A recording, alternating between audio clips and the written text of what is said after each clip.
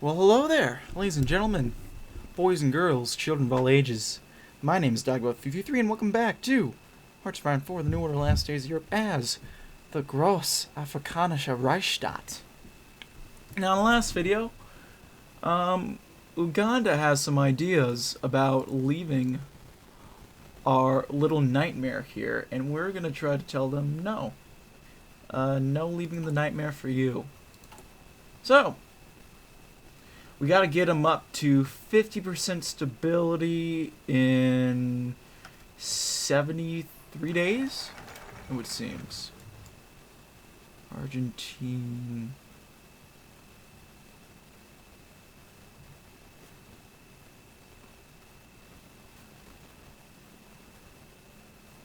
Okay, interesting. The drill grounds outside of Quelimane were packed with soldiers. It was early morning. Let's see, liberal democracy, okay. It was early morning, but the sky was pitch dark due to the monsoon clouds. The only source of light was the floodlights, shining their harsh white glare towards the fields. But the soldiers in the fields weren't unfazed at all, even as the rain poured all over their uniforms. Every single one of them was standing tall and firm. Each one of those soldiers were the finest examples of Aryan supremacy, the creme de la crop of the German forces in Africa, the African SS. And on the stage under the Nazi flag stood the man who commanded over them, Hans Hüttig, Statthalter of Africa. How long did I have to wait for this moment? Thought Hüttig. He was giving an impassioned speech to his troops. But now I have the power to make things right. I can restore order to this damned continent. As he finished his speech, a single howl boomed throughout the air. Thousands of voices in unison over-received Nazi salutes. The SS will now begin their deployment over the African countryside, and woe to anyone unlucky enough to come into their crosshairs. United purpose. So is that a boost? I don't think that was. So we still have some worsening in some catastrophic states. So I think our big thing is we do not want to lose control over Mozambique. That is the big thing. If we lose control over Mozambique, that is where it all ends up collapsing.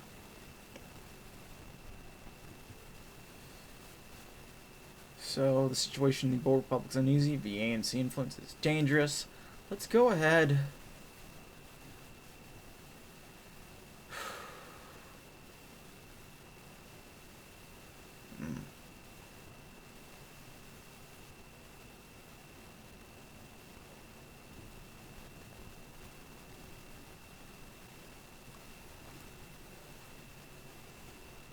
Let's track the resistance. I know we only have a very limited opportunity with some of these.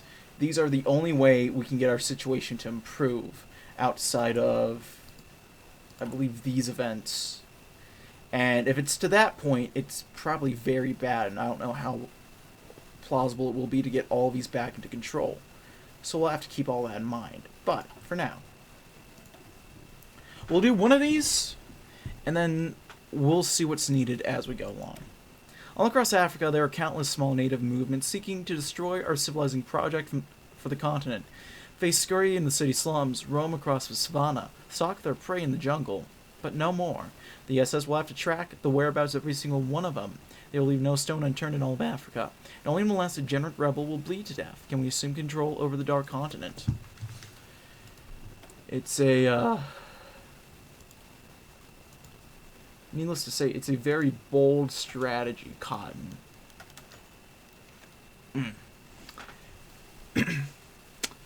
John Schramme has somehow managed to evade the surveillance net we set up. He's not been seen at any of the usual social clubs he attends, nor has he been observed leaving his home in a week. A search of his house also revealed nothing to indicate where he may have gone, and got a few of my men killed thanks to booby traps with Snake left behind. We suspect that Schramme has disappeared into the jungle to organize with Belgian mercenaries. Speaking candidly, this does not bode well. During Muller's administration, the Belgian mercenaries had a repudiation as the most brutal fighters in Central Africa, butchering whole villages without a moment's hesitation if they suspected a single rebel of hiding there. They've only gotten more ferocious since we've taken over, stalking through the jungle and sadistically slaughtering anyone they can get their hands on, German, Anglo, French, or native. If Schramme has taken to honing the Belgian sphere of his organization's old talents, together they may form the greatest threat our administration has yet seen. We urgently request that more SS units be deployed to the Congos as soon as possible. Mon Dieu. So the situation in Congo has worsened slightly, it seems.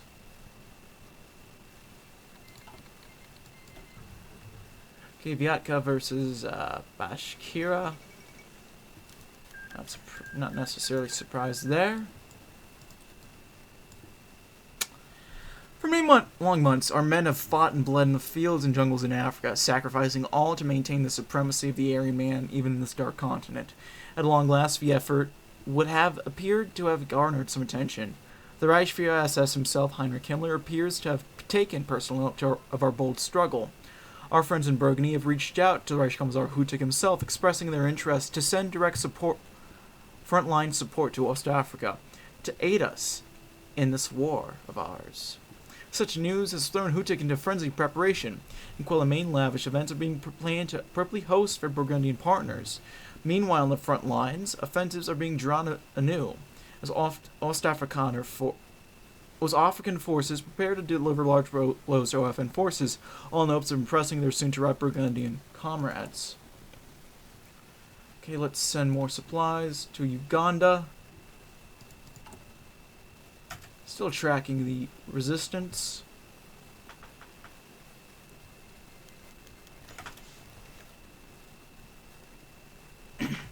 Anti-partisan activities continue apace, though recently dissidents have increased their activity in response to perceived slights by the colonial administration. Activity note include a raid on an airfield in the southern Namibe province. The airfield has been minimally staffed following the conclusion of South African War, mainly housing disused and damaged planes and radio equipment with which contact was maintained with local governments in West Africa. The base was put to the torch by a patrolling SS unit with hangars and administration buildings, raised and a large quantity of explosive detonated on the runway, denied for use. It is the opinion of this administration that the attackers targeted the facility to acquire aviation equipment, perhaps to establish contacts of their own with local governments and acquire material support from outside the Reichsstadt. Particular attention to be paid to any unauthorized aircraft attempting to leave our airspace, and reconnaissance performed to determine this existence of any airframes in possession of the partisan group. How's the situation in Angola right now? I think we can afford to let Moosfeld deal with it. I hope we can. If not, this is gonna very well bite us in the ass.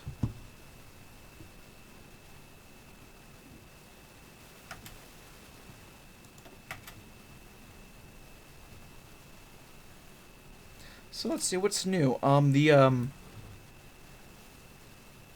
was a recall election that just finished up, or just about finished up. The voting has finished up over in California. And I don't want to get too much into the details because it's technically the counting isn't over yet. So, you never know what'll happen. But the results seem pretty clear.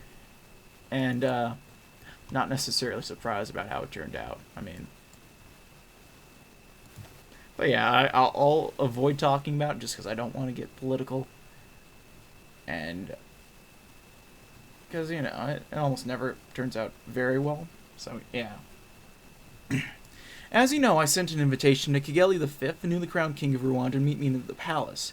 This was done for obvious reasons. I wished to know him better and affirm our superiority. Unexpectedly, he refused. He sent me a short letter attached to this report detailing said refusal. In it, he expressed his thanks for our congratulations and told us he would be refusing any of our offers. I personally do not know the exact reason why he refused. Perhaps he's being all captive. Regardless of why he's chosen to rebel against us, he is deep within Uganda and we have no information on his whereabouts.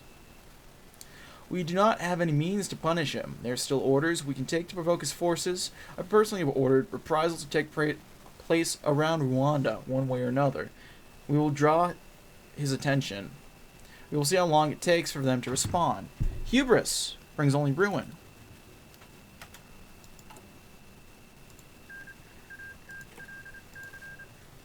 So yeah.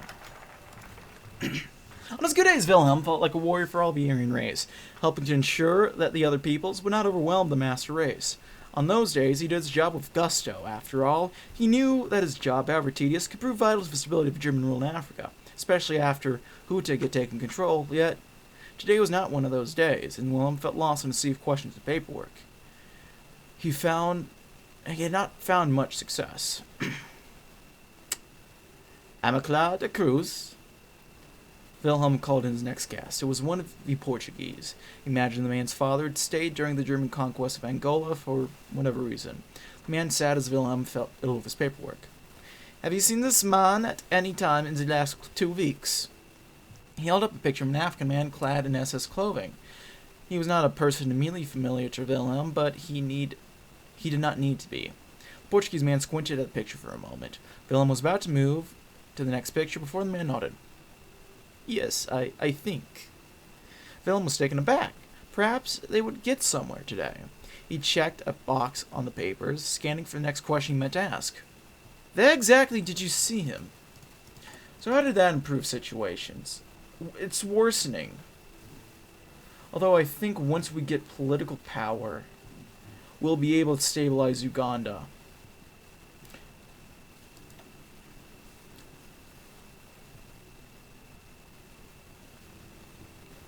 So I think with that, let's go ahead and get a system repression going.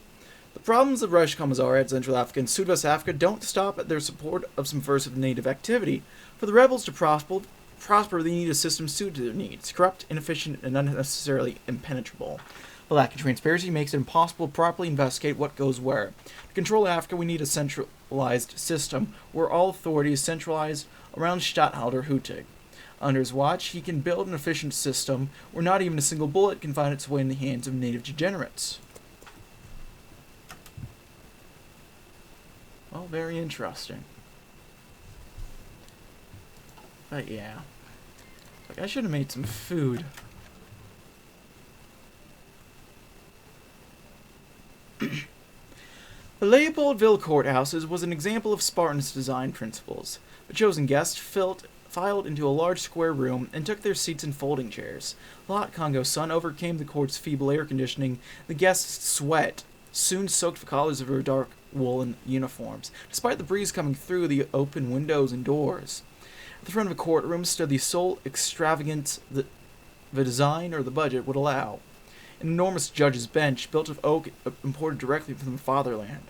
Above the judge's chair was a huge photo of the Reichskommissar Hans Hutig, the master of Africa, flanked on either side by the striking black banners of the Gross Afrikaner Reichsstaat, and crowned by a bronze Reichsadler, whose wings spanned most of the bench. The display combined to impress both upon the accused and the observers the invincibility of Aryan justice. Doubtless, the television cameras being set up around the room would get plenty of footage of that bench. As the cameras went live, the accused traitors and ex-Central African generals Hugh van Oppen and Gerd van Blonitz were brought before the bench, looking appropriately disheveled. During the trial, everyone played their assigned roles to perfection. The prosecutor ruthlessly questioned the accused, who provided one confession after another. Yes, they supplied guns to native rebels. Yes, they allowed Untermenschen to defy the hollowed ranks of the SS. Yes, they allowed the decadent wealth of a foreign Judeo-capitalist business is to sway them from their sacred task of civilizing the savage heart of Africa. All while a defense attorney gave stammering, blubbering, half-hearted excuses. After about an hour of this performance, the judge swung his gavel down. I pronounce the accused, Hugh van Oppen and Gerd van Blonitz, guilty of high treason. This sentence will be... Let's see, how's the situation in Congo? Death by firing squad. There we go. So we can go ahead and do that, and I think this will just get us...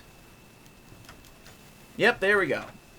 Statthalter, I have received excellent news. The local administration, based in the Uganda region, have reported the successful containment of the rebels forces known as Unknown, or known as X. who have been causing a ruckus ever since their successful overthrow of the station garrison. The guerrillas' commanding officers have been detained, ready for execution within a few hours of you receiving this letter. While the dissidents have broken rank and scattered, the main leader of the organization, a man known as X, was not present during the roundup of the security searches, meaning he and the HoI insurgency still remain in hiding. While we've crushed their petty efforts at uprisings this time, the group still lingers as an ever-present threat, reconsolidating and rearming to try to gain their freedom. Should he and his colleagues initiate another insurrection, however, our forces may not be sufficiently prepared to deal with them, quickly allowing them to quickly gain an advantage and wrestle the region's control from us once more. In light of all this, I humbly ask you, HoI, that with your innate swiftness, ensure that the Reichsstaat never lets these mongrels rear their ugly heads once more. HoI. Wunderbar. Well, we got that done. Zimbabwe is going to be the next troublesome point. Ooh. For the most part, the region surrounding Iberia's overseas province of Equatorial Africa has been quiet post-annexation. Many of the local peoples have kept their heads down, as long as they aren't interfered with too harshly and can maintain normal economic relations. However, this may be changing. The Brazzavillian National Unity Party, led by a suspected communist sympathizer named Marian Ngubai, has emerged as an organization opposing the governance of the Reichsstaat. Our local informants have noted regular movements of vehicles between the Reichsstaat and Equatorial Africa. According to them, the drivers are known associates of BNUP. This may be regular commerce, but it's very possible that BNUP is obtaining weapons and supplies for a very violent resistance. Keep an eye on them. I do kind of want to let one of these regions slip away, though, just to see what ends up happening. I think Zimbabwe is as good as one as any. And let's see, what do we have here? We do have some good civilian industry. That would suck to lose. But it is probably going to be the easiest to just let go.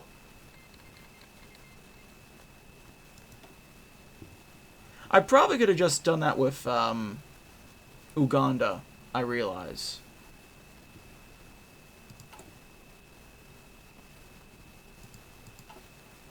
But it is what it is.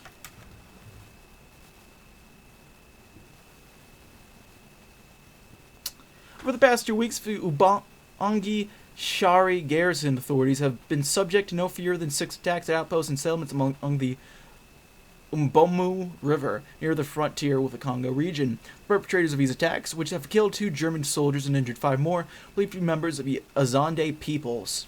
Their attacks are sporadic, but surprisingly well organized and have taken advantage of relative isolation in the Ubangi Shari region.